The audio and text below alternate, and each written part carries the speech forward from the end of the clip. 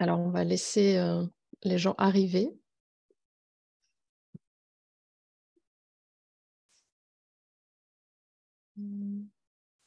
Alors, on vous laisse arriver les uns après les autres.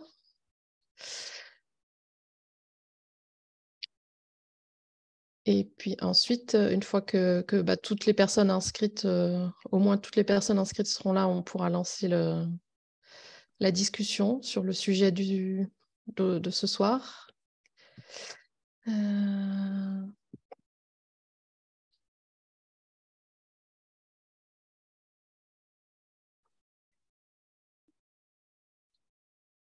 Normalement, il y a une vingtaine de personnes qui se sont inscrites. Donc peut-être qu'il y en a qui sont en train de finir leur dessert, qu'elles vont arriver. Hop. Bon. On va commencer. Et puis, les personnes prendront en cours, parce que sinon, on va prendre trop de retard. Vous êtes d'accord pour commencer? Et pour l'instant, il y a combien de personnes? Là, il y en a 5. Donc, c'est loin du compte. 6 maintenant. Mais je pense que c'est une histoire de dessert. Mais, de toute façon, on est enregistré, donc les gens pourront regarder. Voilà. Donc, il est 34. On commence du coup? Vas-y, Charlotte, on commence. Ça marche. Alors, ce soir, on se retrouve pour un webinaire autour du thème des fausses couches. On reparlera de l'utilisation de ce mot. On a avec nous le docteur Griset, qui est gynécologue obstétricien dans le Grand Est, et Céline, qui est sage-femme, qui a travaillé pendant 2 ans en PMA et qui est maintenant en service maternité. Et elle est également bénévole dans l'association. Et on a aussi donc Virginie Rio, qui est la directrice de BAMP. Et moi-même, donc Charlotte Bourdin, je suis bénévole dans le Grand Est, dans le Haut-Rhin. Donc on a décidé d'aborder ce thème car on est régulièrement contacté par des patients qui sont concernés par ce sujet. Les patientes se retrouvent seules face à leur interrogation et notre souhait est qu'après ce webinaire, elles puissent comprendre mieux ce qui leur arrive lorsque la grossesse s'arrête. On vous rappelle que l'objectif de ce soir, ce n'est pas de faire des diagnostics ou une consultation, mais d'acquérir des connaissances sur le sujet. Donc, on a organisé le webinaire en 2 temps. Un premier temps avec des explications de la part des 2 intervenants professionnels et un deuxième temps avec des questions que vous avez pu poser en amont ou que vous pourrez poser pendant le webinaire dans la partie discussion ou questions-réponses. Donc, tout d'abord, on va commencer par un temps d'explication et on va s'attarder un instant sur justement la notion de fausse couche et la sémantique qui est liée à cette expression. Bonjour à toutes et bonjour à tous. Voilà, les fausses couches à répétition, le terme de fausse couche, donc on parle de sémantique, donc comment dire, quel est l'impact des mots. Parler enfin, la fausse couche a été définie par notre société savante, par nos professeurs, comme étant l'expulsion spontanée du contenu utérin avant le 6e mois. Donc, fausse couche précoce dans les 3 premiers mois, fausse couche tardive ensuite, et avec la notion qui est peut-être qui paraît moins médicale et plus de perte de grossesse. Donc la fausse couche, c'est quand la grossesse sort du corps, et les pertes de grossesse, ça concerne aussi les grossesses qui s'arrêtent, mais qui restent encore un peu dans l'utérus en attendant soit une intervention médicale, soit l'expulsion spontanée, donc le fait que le contenu de l'utérus sort. Donc c'est pas très réjouissant à dire, mais c'est la réalité. On est là pour parler de ça ce soir. Et puis, voilà, un moment entre professionnels, on parlait d'avortement spontané, mais il y avait une confusion avec l'avortement IVG, interruption volontaire de grossesse, et puis donc le terme ne convenait pas. Et finalement, voilà, on reste, nous, en France, avec ces termes, fausse couche, perte de grossesse, grossesse arrêtée. Dans les pays dans d'autres pays qui parlent anglais, ils parlent de pregnancy loss, donc c'est des pertes de grossesse, et de préférence à ce qui se disait avant, c'était des miscarriages. Donc voilà, ça, les mots changent. euh, et puis voilà, on s'adapte aussi pour que ça aille à tout le monde et puis que les termes soient à peu près exacts et compréhensibles. Alors, euh, voilà, en fait, je vais parler après des causes euh, qui peuvent être à l'origine de ces pertes de grossesse. Donc, alors les causes, je ne sais pas, causes, facteurs de risque, c'est un peu mélangé. En premier, donc pour les facteurs de risque, c'est Céline qui va en parler. Donc, j'espère que je ne vais pas trop dévier. Mais bon, alors, voilà, l'âge maternel, l'âge paternel vont influencer, vont augmenter le risque, principalement l'âge maternel, et puis l'âge paternel aussi au-delà de 45 ans. D'autres choses aussi qui sont médicales, c'est des problèmes de thyroïde, la glande thyroïde qui est ici, et parfois, quand elle ne fonctionne pas assez, ça peut augmenter le risque de fausse couche. Il y a des gens qui ont des problèmes de chromosomes qui vont bien, mais qui ont des problèmes de chromosomes. On peut rechercher ça aussi. Et puis, des anticorps qui sont dirigés contre soi-même. Donc, des anticorps particuliers, pas tous, peuvent augmenter aussi le risque de fausse couche. Encore un autre critère, cette fois-ci pour essayer d'être un petit peu plus dans la parité aussi, la fragmentation de l'ADN spermatique qui est en lien beaucoup avec le mode de vie des hommes. Et il y a des dosages comme ça qui peuvent être faits, des évaluations biologiques de la fragmentation de l'ADN spermatique. Et donc, voilà, c'est une affaire de couple, les fausses couches à répétition.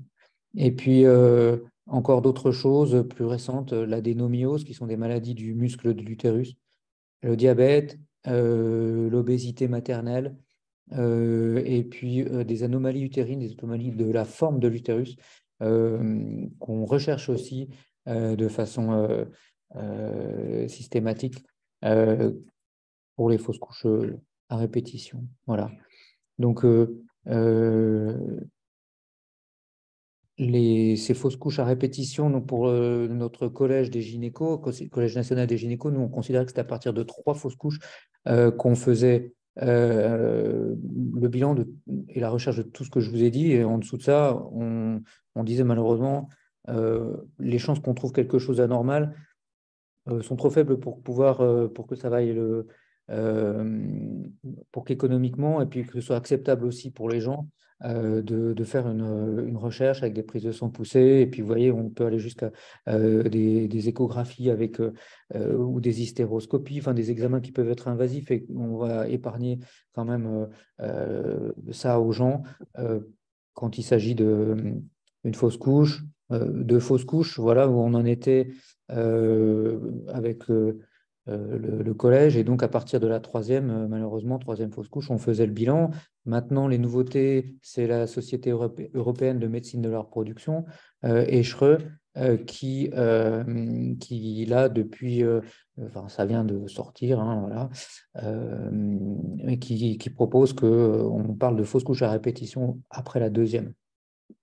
Donc, mise à jour récente, voilà. D'autres nouveautés aussi sur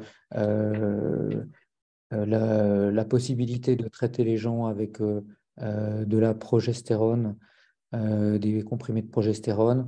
Et puis voilà, alors bon, Qu'est-ce que je peux dire encore? Après, le reste, c'est plutôt sur la fausse couche, sur la prise en charge. Donc, je vais surtout, maintenant, je vais céder la parole à Céline pour, voilà, justement, qui va continuer sur le guide des bonnes pratiques de cette société européenne.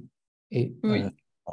Je vais compléter pour ça que Arnaud en a déjà dit une bonne partie. En effet, il y a l'ECHRE, c'est la Société européenne de la reproduction, qui a là sorti des nouvelles recommandations sur du coup les fausses couches. Déjà, la première chose, c'est qu'en effet, ils recommandent de ne plus utiliser ce terme de fausse couche et vraiment de parler de grossesse arrêtée ou pregnancy loss, parce qu'en effet, malheureusement, dans assez souvent un nombre de cas assez fréquents, il n'y a pas en fait de saignement, il n'y a pas de symptômes.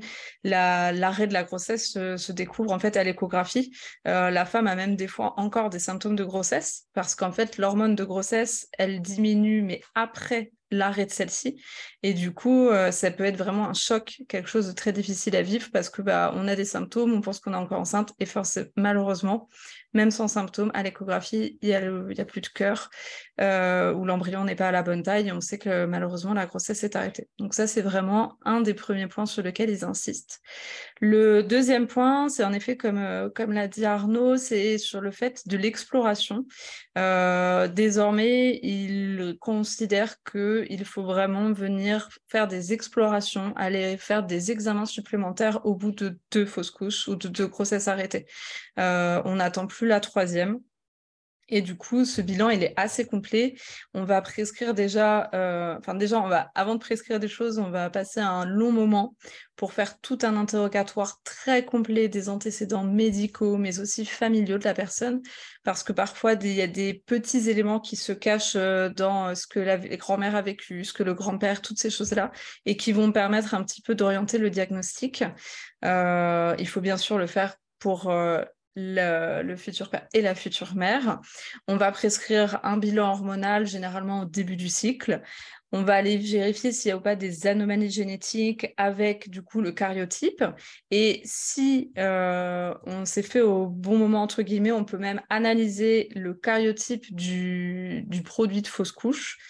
Si voilà, il y a une extériorisation, on peut venir faire des recherches génétiques dessus.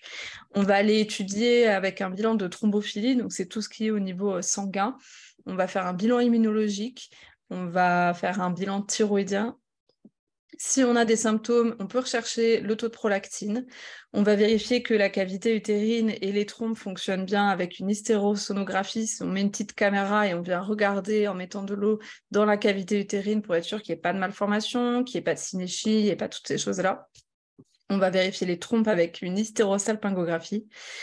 Au niveau de monsieur, on va aussi faire tout ça. On va faire un test de fragmentation associé au spermogramme. On va faire un bilan des maladies sexuellement transmissibles ou infections sexuellement transmissibles désormais. On va vérifier que la coagulation se fait bien et on va aussi vérifier un bilan métabolique. Donc on voit en fait avec ces recommandations qu'il y a quand même beaucoup de causes diverses et variées qui peuvent provoquer ces grossesses arrêtées et qu'il est important de vraiment faire tous ces petits examens pour essayer de trouver une piste. C'est vrai que les grossesses arrêtées, ça engendre beaucoup de culpabilité, aussi bien chez l'homme que chez la femme. La femme va vraiment culpabiliser de se dire qu'est-ce que j'ai fait de mal, qu'est-ce que j'ai mangé de mal, à tel jour j'ai été faire du sport, est-ce que c'était mauvais? En fait, il faut vraiment enlever ce sentiment de culpabilité. Il y a des causes scientifiques, il y a des causes médicales, il faut les rechercher pour vraiment trouver un diagnostic. Et si on n'en trouve pas, ce qui arrive, il faut aussi se dire qu'au niveau de la science, ça avance tous les jours, qu'on ne sait pas encore malheureusement tout, et ne pas du coup se remettre la faute sur soi-même. Ça, c'est vraiment très important. Et d'ailleurs, dans ces recommandations de l'ECHRE, au-delà de toute la partie scientifique que je vous ai énumérée, et je vous passe les détails des petites choses qui sont à changer, l'une des choses aussi sur lesquelles ils insistent, c'est sur le soutien et le suivi psychologique après une grossesse arrêtée. C'est vraiment important de se faire suivre, que ce soit au sein de son centre de fertilité, au sein de son hôpital ou en ville, d'en parler parce que la grossesse arrêtée, ça s'associe à un deuil et que du coup, l'impact psychologique que ça va avoir est important à être pris en charge même pour la suite, pour les grossesses futures, pour la suite du parcours si on a un AMP. C'est extrêmement important et ça, ils insistent beaucoup dessus. Pour reprendre aussi les facteurs de risque que eux énoncent du coup dans ces dernières recommandations, ils parlent de l'âge paternel où en effet on se rend compte qu'à partir de 45 ans, il y a une baisse de la qualité spermatique. Ça c'est vrai que c'est quelque chose dont avant scientifiquement on n'en parlait pas du tout, on disait que les hommes étaient fertiles jusqu'à leur mort. Alors oui, fertiles, mais bon, la qualité du sperme quand même, elle baisse à partir de 45 ans et elle peut même être abaissée avec d'autres facteurs comme le mode de vie. Le tabagisme, par exemple, c'est extrêmement délétère pour la qualité du sperme. Le fait d'être beaucoup au contact avec le chaud, comme par exemple les chauffeurs de poids lourds qui sont du coup toute la journée assis, ça provoque des frottements, ça fait que les testicules sont à une température plus élevée. Mais vous avez aussi les cuisiniers, par exemple, qui travaillent avec le feu, la flamme. Une chose aussi dont on parlait très peu avant et qui est en train heureusement de se développer, c'est tout ce qui est la santé environnementale. Et donc on sait que l'exposition aux perturbateurs endocriniens, aux métaux lourds, aux pesticides, ça peut et ça a un impact sur le corps. Ça peut avoir un impact en effet sur les grossesses arrêtées, les fausses couches. Au niveau de l'endomètre de la patiente, on sait aussi qu'il y a des endomètres qui sont, on appelle ça suractivés, c'est-à-dire qu'il y a des réactions immunitaires qui se créent.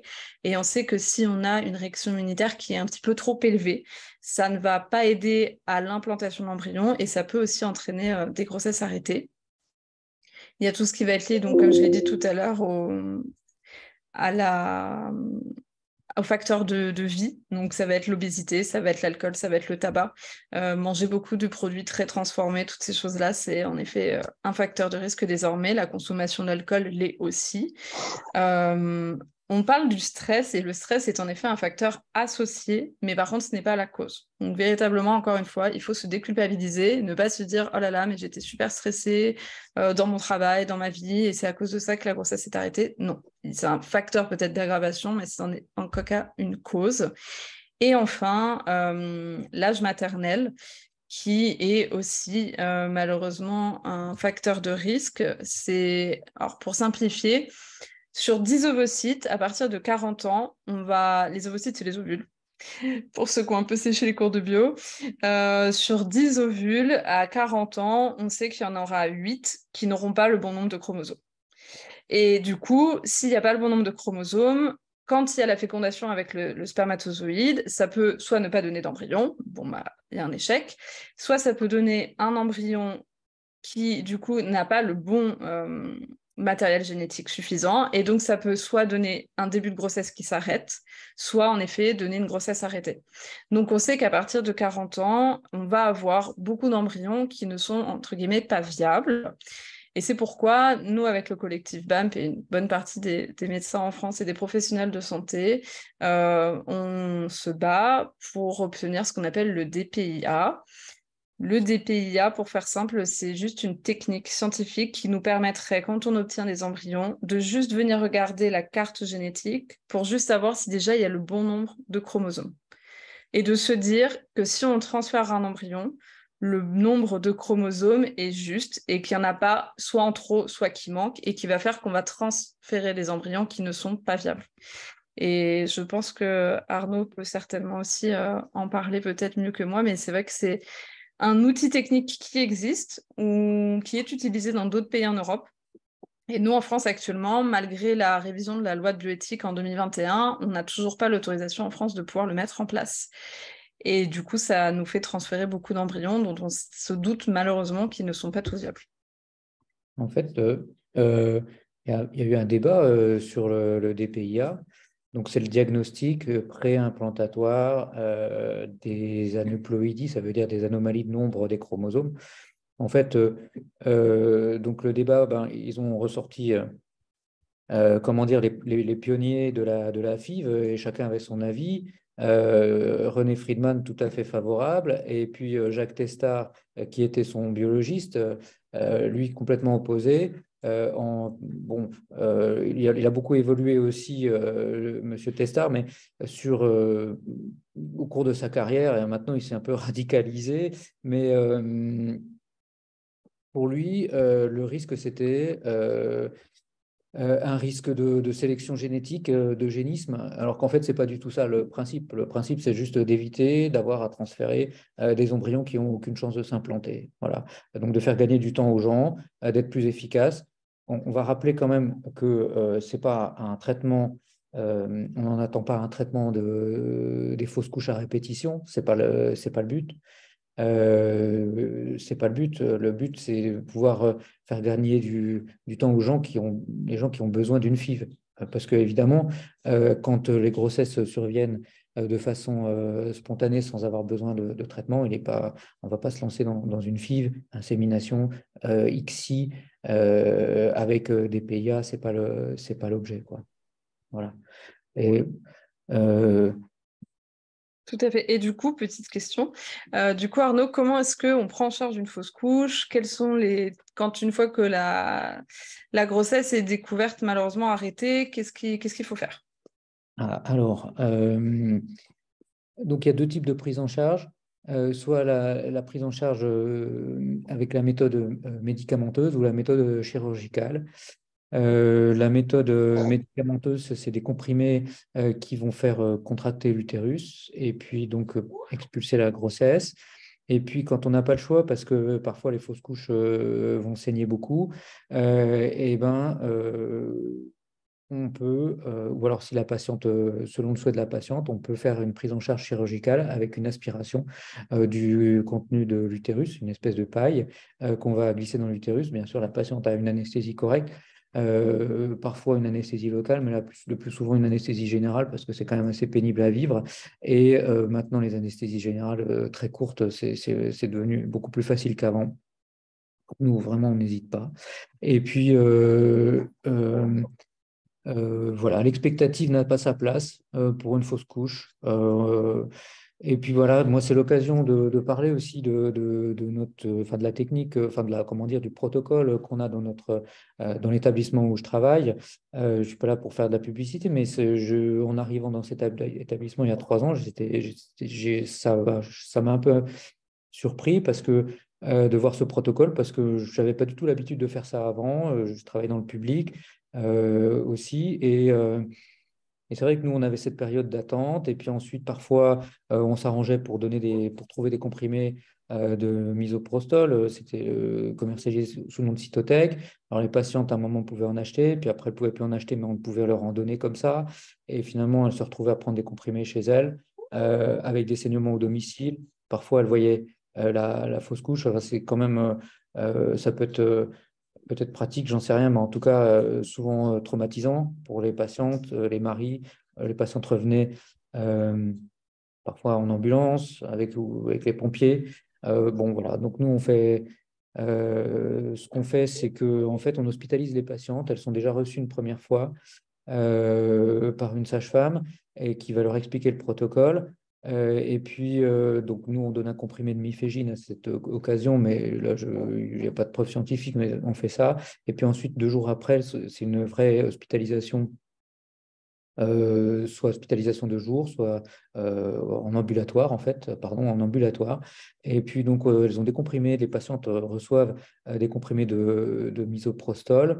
Maintenant, ça s'appelle Miso-One. Elles ont leur conjoint qui est avec elle dans une chambre particulière. Et puis donc l'expulsion, entre guillemets, donc fausse couche, se passe pendant la journée. Et puis on a donc avec la possibilité d'avoir le gynéco juste à côté pour pouvoir faire une écho rapidement. Puis si tout va bien, elle peut rentrer quand elle veut dans la journée, en fait. Maintenant, on a rendu donc, on proposait aux gens la visite d'une psychologue et maintenant, la psychologue va passer de façon systématique depuis la semaine dernière pour voir les gens. Voilà, en plus des sages-femmes et puis du soutien que nous aussi, en tant que médecins, on peut apporter aux gens. Et puis, si l'expulsion de la grossesse, la fausse couche ne s'est pas passée dans la journée ni dans la nuit parce qu'on va les garder, eh ben, on prévoit, nous, une aspiration du contenu de l'utérus le lendemain matin, ce qui permet aux gens aussi d'avoir une date limite et de ne pas avoir des saignements comme ça, éventuellement à la maison, d'avoir cette incertitude qui dure parfois pendant plusieurs semaines. Voilà. Donc, parce que ça aussi, c'est difficile à vivre. Il y a le côté un peu psychotrauma de l'annonce de la grossesse arrêtée. Et puis après, ça dure et ça n'en finit pas. Et ça peut être aussi, ça peut participer aussi au mauvais vécu. Et on comprend hein, des femmes et des couples et aussi des familles aussi.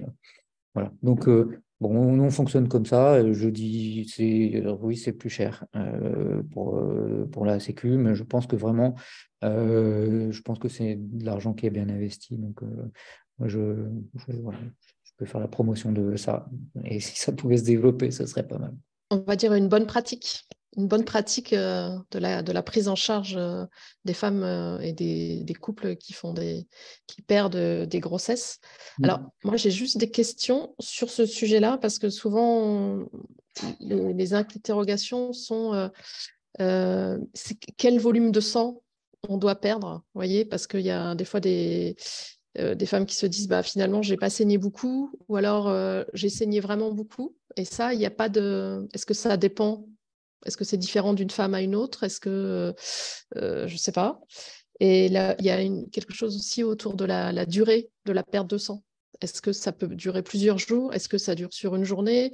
Est-ce que c'est différent si c'est une expulsion qui se fait, entre guillemets, de façon naturelle, ou en tous les cas sans recours aux médicaments? Est-ce que quand on prend un médicament, c'est plus de sang? Et il y avait aussi des questions sur qu'est-ce qu'on voit ou pas. Est-ce qu'il n'y a que du sang? Est-ce qu'il y a du sang et des tissus? Alors, je pense que ça dépend aussi de l'âge de la grossesse. Voilà un peu les questions qu'on a, qui reviennent souvent. Je vais répondre, Céline? Oui, oui. Ouais. Je compléterai si j'ai des petites infos peut-être plus pratico-pratiques. En abondance, j'ai pas de chiffres précis. Moi, je pense qu'au-delà d'un demi-litre, ça va pas. Voilà. Donc un demi-litre, ça fait, ça fait la moitié d'une bouteille d'Évian de 1 litre. Enfin, je sais pas quoi dire. C'est un gros bol de sang avec des caillots là. Si ça dépasse ça, c'est pas ça va pas. Justement, moi j'ai le petit truc pratico-pratique. Si on change plus d'une fois une protection par heure avec les saignements, on considère que c'est hémorragique. Une protection, quand elle est mise, il faut qu'elle dure au moins 2 heures, et là les saignements sont normaux. Si vraiment en 1 heure il faut changer plusieurs fois la protection, il faut consulter. D'accord. Ok, ça me va très bien. Et puis voilà, alors en fait, une fois que l'utérus a pu se vider, se nettoyer, que la grossesse, le sac gestationnel est parti, en principe, les saignements s'arrêtent rapidement. Voilà. D'accord. Donc là, ça va être après comme des règles pendant quelques jours. Et c'est vraiment ça qui fait la différence. Et puis ensuite, est-ce que les patientes vont voir est-ce qu'elles vont voir l'embryon? Globalement, dans mon expérience, c'est quand même vraiment, c'est rare, quoi. C'est rare. C'est plutôt les fausses couches qu'on voit, les grossesses, les pertes de grossesse.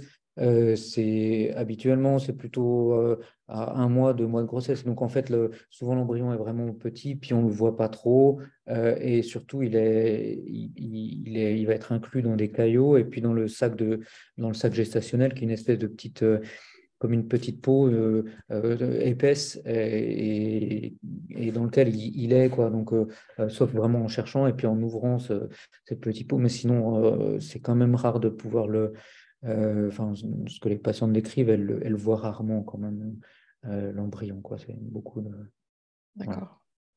Et est-ce que, alors la fausse couche, voilà, c'est quelque chose de très dur à vivre, c'est traumatisant, c'est quelque chose qui, si en plus ça se répète, ça devient vraiment très compliqué. Mais est-ce qu'il y a un risque sur la santé globale de la femme, à part le risque hémorragique? Mais est-ce qu'il y a un risque Peut-être pour Céline? Tout va dépendre un peu des conditions, c'est-à-dire que si de toute façon on est interventionniste, forcément on augmente les risques, c'est-à-dire que si on saigne chez soi et que l'évacuation se fait spontanément, il y a un petit peu moins de risques. Ce qu'on sait, c'est que techniquement, tant qu'il va rester des choses dans l'utérus et surtout au niveau du col, les saignements ne vont pas s'arrêter. Une fois que les caillots et du coup, malheureusement, le produit de la grossesse arrêtée a passé le col, les saignements vont vraiment se tarir et se réduire. Il y a du coup ce risque qui est hémorragique, qui, en effet, voilà, il faut surveiller avec la quantification des saignements qu'on a. Et dans ces cas-là, de toute façon, si on en doute, il ne faut pas hésiter à consulter. Pour ce qui est du reste, au niveau de l'expulsion médicamenteuse, vous êtes de toute façon souvent suivi voilà, en amont ou le jour même où on vous donne les comprimés, on vous explique, on vous donne des antalgiques, on vous explique les conditions. Et puis, pour du coup, l'aspiration par chirurgie, c'est comme malheureusement pour chirurgie, il y a toujours des risques. Le risque est faible, mais de perforer l'utérus. Le risque est faible, mais de faire ce qu'on appelle des synéchies, c'est des petits accolements dans l'utérus. Mais voilà, c'est des choses qui sont en effet à discuter avec son médecin au cas par cas et surtout en fonction du terme en fait de la grossesse, à quel moment elle a lieu. C'est comme pour l'expulsion, est-ce qu'on va voir ou pas l'embryon, ça dépend aussi vraiment du terme. Plus c'est tôt dans la grossesse, et moins en effet on risque de voir.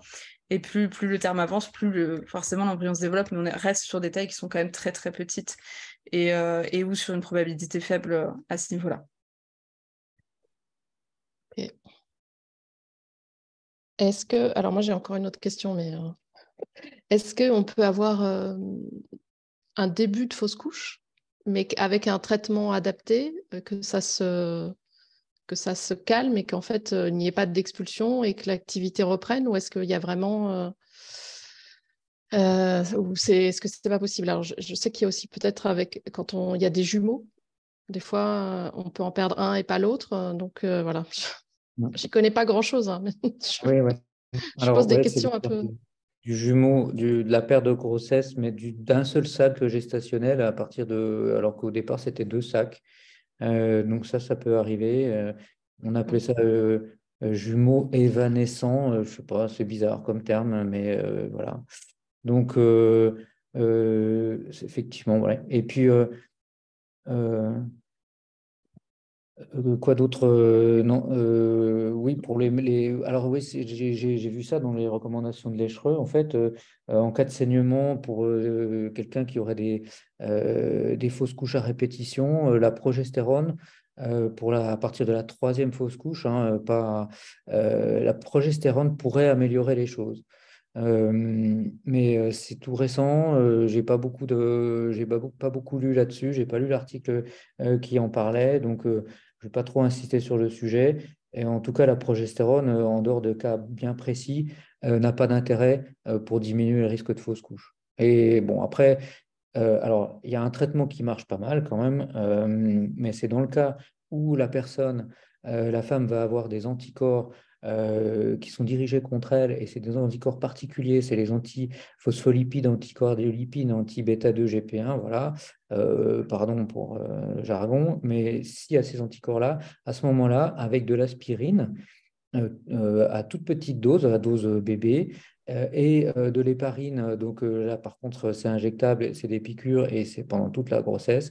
On peut diminuer de façon efficace le risque de refaire une grossesse arrêtée. Donc là, par contre, c'est pour ça que là, on est efficace médicalement.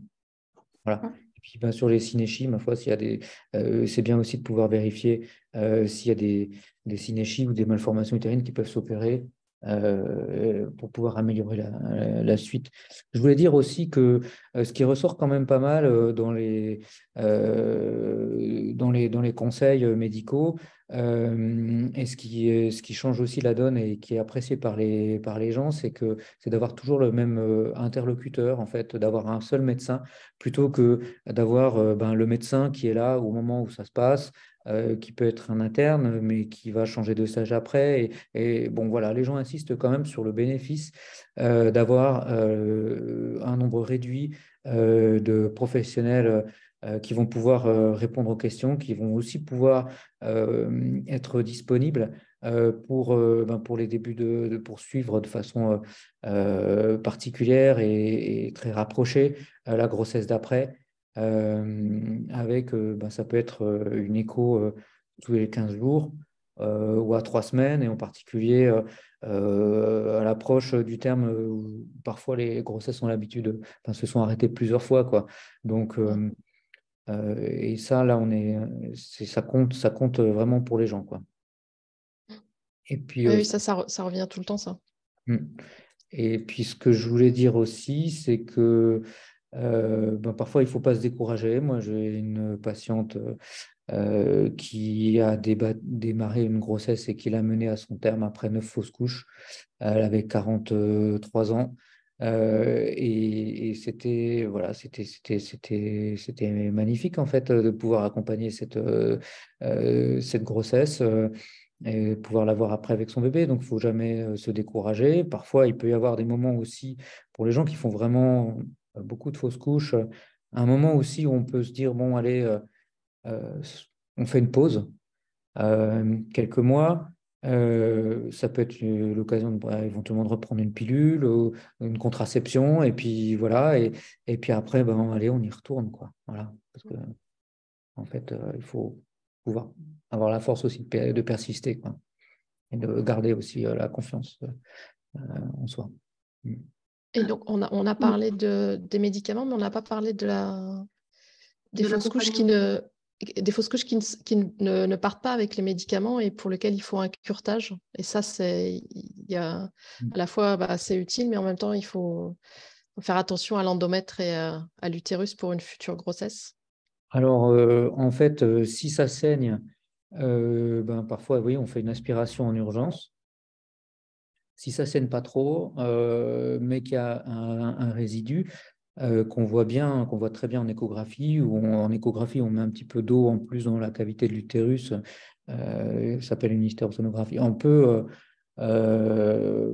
idéalement, plus qu'un curetage, si ça saigne pas, et si on pense qu'on va bien voir les choses, faire ça sous contrôle de la vue avec un hystéroscope. Donc, c'est comme une fibre optique. Et puis, ça permet de vraiment être très précis dans son geste. On ne met pas d'électricité pour vraiment diminuer le risque après d'accolement dans la cavité de l'utérus, donc le risque de synéchie. Et ouais, ça change. Enfin, il faut vraiment se donner la peine de faire ce type d'intervention par rapport à une aspiration quand on a la possibilité. Oui, il y a même aussi maintenant des gels que l'on peut mettre si on fait une aspiration classique pour vraiment protéger l'endomètre et éviter justement ces synéchies. Après, on a aussi on a parlé de l'accompagnement et de la prise en charge, notamment le soutien là, en région parisienne qui est proposé.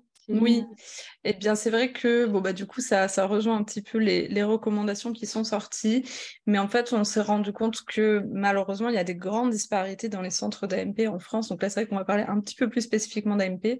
Il y a des centres privés, il y a des centres publics, il y a des centres mi-privés, mi-publics.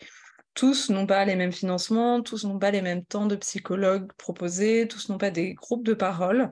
Et du coup, pour essayer de résoudre un petit peu à ça, sur l'Île-de-France et plus particulièrement sur Paris, le collectif BAMP avec le RSPP, donc le réseau de santé périnatalité parisien, on va débuter à partir du mois de juin des groupes de parole à destination des personnes ayant été ou étant en parcours d'AMP et ayant vécu une grossesse arrêtée.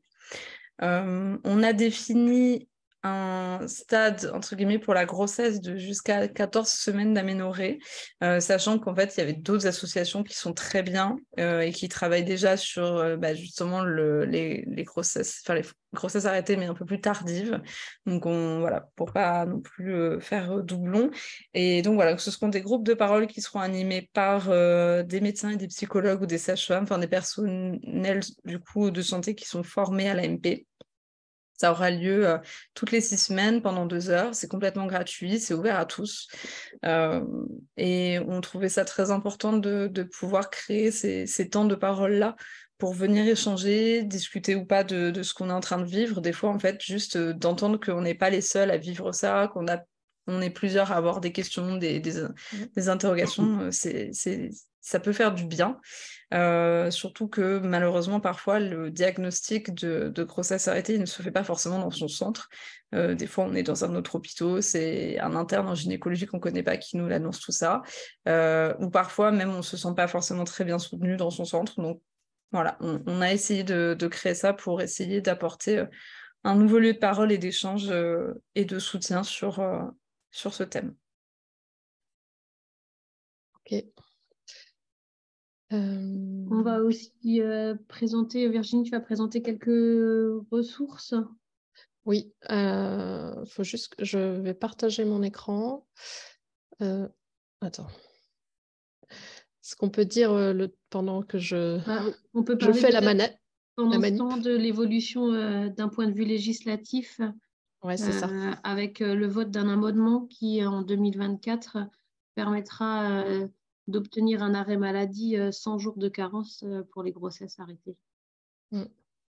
Et ça, c'est un combat qui est issu de la mobilisation des femmes, des associations et des députés qui se sont mobilisés pour répondre à ce besoin-là. Dans les ressources qu'on vous propose, donc, il y a beaucoup de livres qui ont été écrits sur à la fois les fausses couches, à la fois les IMG, le deuil périnatal, enfin voilà, toutes les problématiques que les femmes rencontrent. Il y a celui-ci donc, qui est sorti. Vous voyez mon écran? Oui. Donc celui-ci qui est sorti en 2021 et qui a beaucoup contribué à faire évoluer à la fois les représentations et puis les questions au niveau politique. Donc, c'est la question des 3 mois sous silence, où les femmes sont enceintes, mais elles ne peuvent pas vraiment le dire parce que justement, il y a la crainte de la perte de la grossesse et tout ça. Oui, il y a quelqu'un qui veut dire quelque chose? Non? Il y a celui-ci, donc qui là, c'est Mathilde Miels, elle fait des dessins.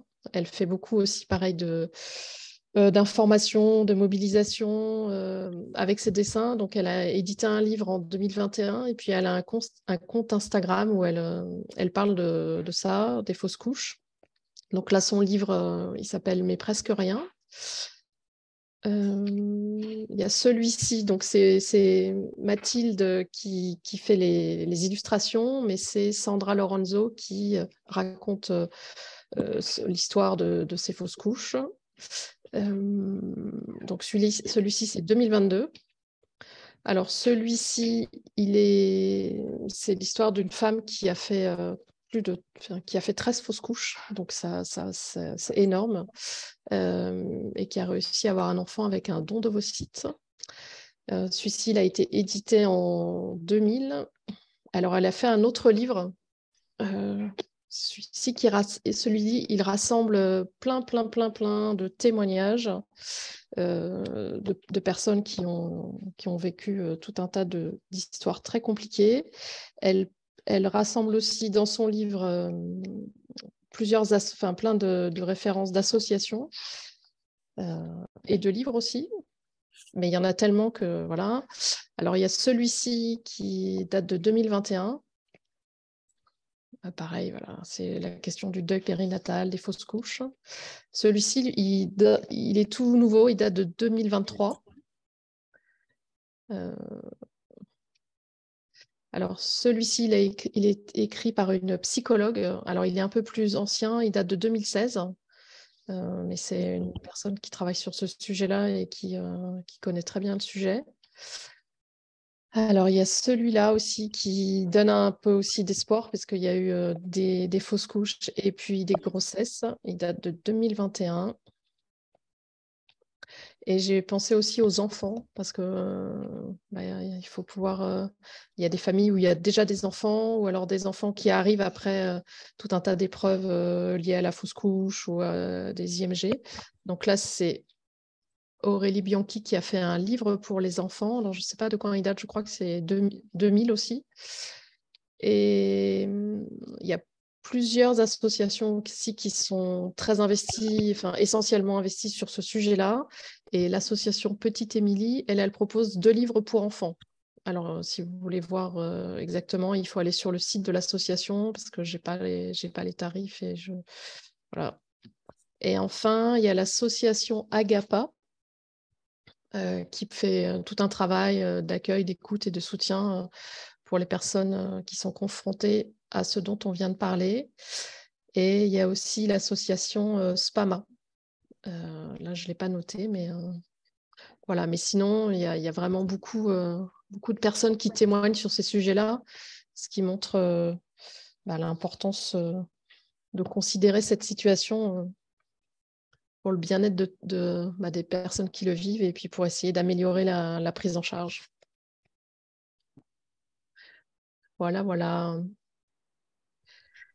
Plein de belles ressources.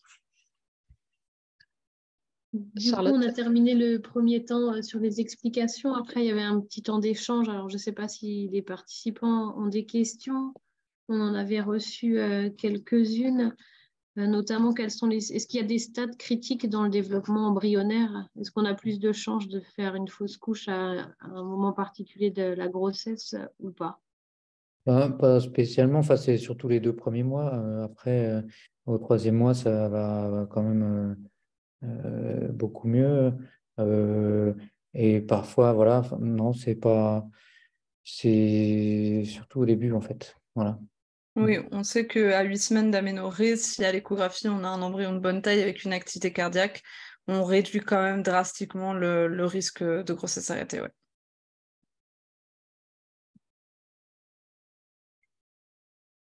Et après, il y avait une question par rapport à est-ce qu'il y a un intérêt de consulter un interniste suite à des fausses couches? Alors, en fait, donc c'est dans le cadre du bilan auto-humain.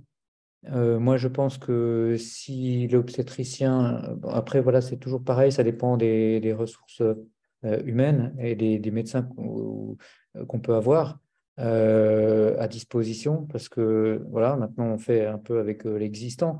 Si le gynécologue a l'habitude de gérer et les bilans de grossesse arrêtée et puis qu'il a l'habitude de gérer, de faire les demandes des bons anticorps et qui sait comment y répondre. Donc, en pratique, c'est avec l'aspirine et l'héparine. C'est pas la peine d'aller plus loin. Il peut y avoir des pathologies qui sont vraiment spécifiques, des problèmes de thyroïde compliqués. Ok, d'accord, parce qu'il peut, mais ça, on rentre dans le cadre de quelque chose d'exceptionnel, mais sinon, je ne pense pas que les internistes, dans le cadre d'un bilan de fausse couche à répétition, entre guillemets, sans élément d'orientation particulier, moi, je ne fais jamais appel à un interniste dans ce cadre-là, quoi. Voilà. Les anticorps anticoagulants circulants de type lupus, ça ne fait pas partie normalement du bilan de fausse couche à répétition. Donc, il n'y a pas de raison de faire appel spécifiquement à un interniste. Voilà, moi, mon point de vue. Maintenant, si si un de mes collègues fait appel à un interniste parce qu'il en a besoin, ben voilà, il en a besoin, c'est lui qui le demande. Mais d'emblée, pour une patiente, aller se présenter vers un interniste et dire, moi, je fais des fausses couches, est-ce que vous pouvez faire quelque chose pour moi? Je pense que ce n'est pas la bonne méthode. Oui, tout professionnel de santé, s'il de toute façon n'a pas les connaissances et vous orientera en fait de lui-même. Mais de base, votre interlocuteur privilégié, c'est en effet votre gynécologue obstétricien, votre gynécologue de PMA. Et derrière, si au niveau des résultats, il y a quelque chose qui ne s'est pas bien interprété ou qui nécessite un traitement plus spécialisé, il saura vous orienter vers un endocrinologue, vers en effet un immunologiste, enfin vers un autre professionnel plus compétent. Mais de prime abord, je suis d'accord avec Arnaud, un gynécologue suffit pour la prescription des bilans et on verra après avec les résultats. Voilà, Virginie, je ne sais pas si tu avais reçu d'autres questions depuis qu'on avait préparé. Non. Non.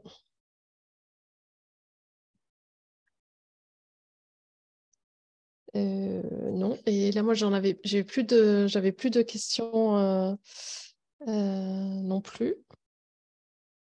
Juste, je pense qu'on n'a peut-être pas indiqué au départ la prévalence des fausses couches en fait dans l'espèce humaine. C'est-à-dire parce que quand on le vit individuellement, on a l'impression qu'il n'y a que nous qui sommes touchés par ça, mais finalement, l'espèce humaine, elle est quand même pas très fertile et la prévalence des fausses couches est très importante en fait. Et il y a des fausses couches qui passent inaperçues parce qu'elles sont très tôt. Mais est-ce que vous avez des chiffres sur la... Moi, j'ai le chiffre de 20%, mais c'est vraiment variable aussi en fonction de l'âge. D'accord. C'est ça qui va changer beaucoup. Et donc, voilà, passer la quarantaine, on va multiplier le nombre par 2, quoi, facilement. Donc, Voilà. voilà. Ok. Alors, je ne sais pas si les personnes qui sont là, si vous avez des questions. Si vous avez des questions, c'est maintenant qu'il faut les écrire.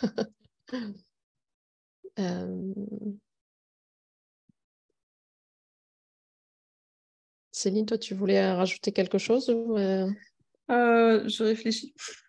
Non, ce que je voulais vraiment dire, c'est que voilà, si on se sent pas à l'aise avec un praticien, pas hésiter à aller demander un deuxième avis, pas hésiter à voilà consulter un autre professionnel de santé. Des fois, enfin, le rapport de confiance qu'on va avoir avec son professionnel de santé peut vraiment changer un vécu, que ce soit un vécu de grossesse arrêtée ou même un vécu en fait de parcours d'AMP. Souvent, les gens se font une très grosse montagne de se dire oh là là, mais mon dossier médical, mais ceci, mais cela. En fait, dans la réalité, c'est très simple. Il suffit juste de reprendre les examens qu'on a déjà fait en amont et d'aller voir un médecin, une sage-femme, un gynécologue. De ne pas hésiter si on se sent pas bien soutenu, pas bien à l'aise, si on n'a pas le temps de poser ces questions. Il y a d'autres professionnels de santé. Et d'ailleurs, est-ce que les sages-femmes, elles ont des compétences dans la prise en charge Alors, d'un arrêt de grossesse ou d'une... nous, en tant que sage-femme, on peut en faire le dépistage à l'échographie ou avec une chute des bêta-HCG. Et après, par contre, pour ce qui est de la prise en charge, que ce soit médicamenteuse ou l'aspiration, on référera dans tous les cas à un centre hospitalier ou à un médecin. D'accord.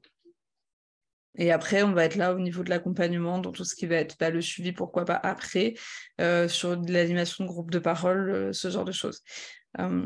Souvent, en fait, après la grossesse arrêtée, que ce soit par méthode médicamenteuse ou par méthode chirurgicale, il y a une échographie de vacuité utérine qui est prescrite entre 15 jours à 1 mois à distance de l'événement.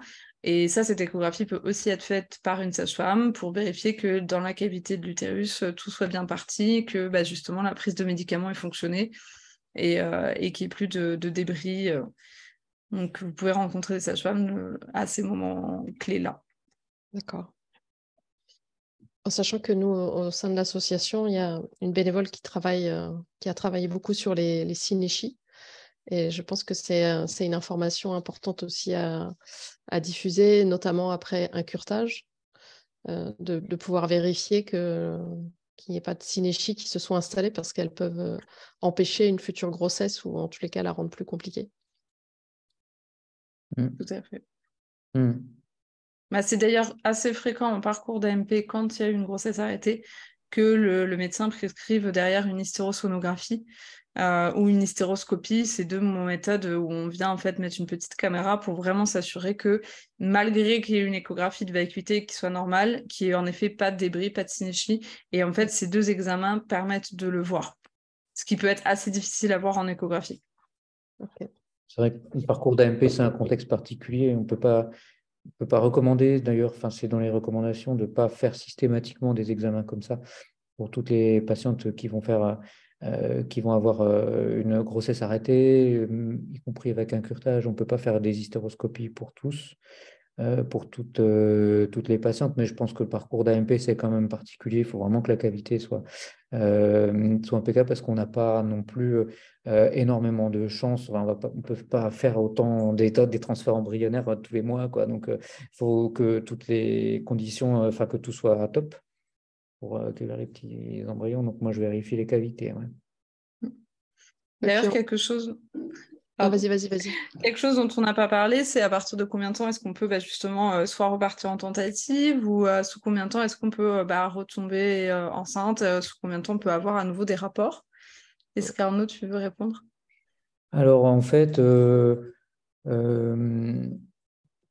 moi, ce que je dis aux patientes, c'est que donc pour les hors AMP, hein, donc en cycle, pour les patientes qui sont en essai bébé spontané, qui peuvent aussi être en AMP, mais donc le principe, c'est dans le mois qui suit la fausse couche, la fertilité a un petit peu augmenté d'une dizaine de pourcents. Mais par contre, le risque de récurrence de fausse couche va être aussi augmenté de peut-être 15%. Le deuxième mois, ça va être 5 à 10% encore de risque de récidive de fausse couche et on perd le bénéfice sur la fertilité. Donc, en fait, pour les patients qui ont vraiment du mal à faire démarrer une grossesse, je leur dis, écoutez, allez-y, on va privilégier plutôt le fait de démarrer la grossesse. Et puis, pour les patients qui font des grossesses arrêtées à répétition, là, la consigne, c'est plutôt d'avoir une contraception, plutôt des préservatifs que commencer une pilule pour 1 mois ou 2, parce que là, on fait augmenter le risque de phlébite pour une durée trop faible, je trouve, c'est pas justifié. Mais voilà, pendant 1 mois, voire 2, de contraception après, quoi. Voilà. Mais Ok. Bon, alors, il y a une question. Donc, lorsque le bilan complet est réalisé après 3 arrêts de grossesse, donc il y a eu hystéro, cariotype, analyse génétique, et qu'il ne révèle aucune problématique, fausse couche inexpliquée, quels examens peuvent nous être proposés pour creuser les investigations? alors, en fait, c'est un peu spécialisé parce qu'il faudrait vraiment pouvoir savoir ce qui a été demandé précisément. Donc là, je vois que dans la liste, il n'y a pas, par exemple, il n'y a pas les anticorps, il n'y a pas le bilan thyroïdien. Et puis aussi, il n'y a pas non plus la bactériologie, parce que on peut faire un prélèvement vaginal pour chercher éventuellement un déséquilibre de la flore vaginale. Et puis parfois aussi, on peut faire aussi des biopsies d'endomètre pour rechercher une endométrite chronique. Et voilà, ça n'apparaît pas. Oui, et puis comme vous l'avez dit au début, il y a les causes liées à la femme, avec toute la déclinaison, les causes liées à l'homme, et puis les causes liées à l'interaction endomètre-embryon. Et là, on n'a pas beaucoup d'outils d'exploration pour comprendre cette question-là, à part les questions immunologiques que tu as évoquées, Céline, tout à l'heure. Après, c'est la question du DPIA, justement pour pouvoir évaluer l'embryon indépendamment de la maman ou de la future maman et du père. Et ça, c'est une cause qu'on ne peut pas, c'est un élément qu'on ne peut pas explorer finalement parce qu'on n'a pas l'outil, on n'a pas l'autorisation d'utiliser l'outil des PIA. Je pense aussi que ce qui peut être intéressant quand on a spontanément trois fausses couches et qu'on a vu un médecin ou un gynécologue de ville qui nous a prescrit le bilan, ce qui peut être intéressant, c'est peut-être de consulter un médecin spécialisé dans la fertilité, donc soit en ville ou en centre de fertilité, parce qu'ils vont avoir une vision différente, peut-être des examens différents à proposer qu'un médecin qui ne fait pas d'AMP n'aura pas pensé, n'aura pas eu les connaissances. Il faut savoir que l'AMP, c'est quand même une spécialité mise à part, il y a un internat spécifique et que du coup, les gynécologues qui font aussi de l'AMP vont avoir peut-être des pistes d'investigation différentes d'un gynécologue en fait de ville classique. Et parfois, dans certains cas, moi je l'ai déjà vu, on va proposer une solution via l'AMP, que ce soit des inséminations, que ce soit une FIV, que ce soit en effet une recherche au niveau de l'endomètre un peu plus poussée. Et du coup, il y a des traitements qui en découlent pour justement éviter les fausses couches. Mais tout ça, c'est à prendre vraiment au cas par cas, encore une fois. Ok.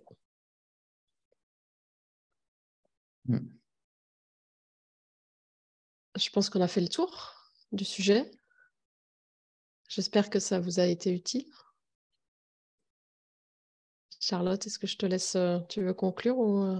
Si tu veux, oui, mais en tout cas, on remercie Céline et Arnaud d'avoir pris le temps pour ces explications qui ont été, je pense, quand même claires et assez complètes, je pense. Ah, Et merci. après, voilà, n'hésitez pas à nous retrouver sur le site www.bamp.fr ou à nous poser vos questions à l'adresse collectivebamp@gmail.com. Et on vous souhaite une bonne soirée. Bon, Bonne soirée. merci Charlotte. Merci à Au revoir. tous. Bonne soirée, revoir. merci.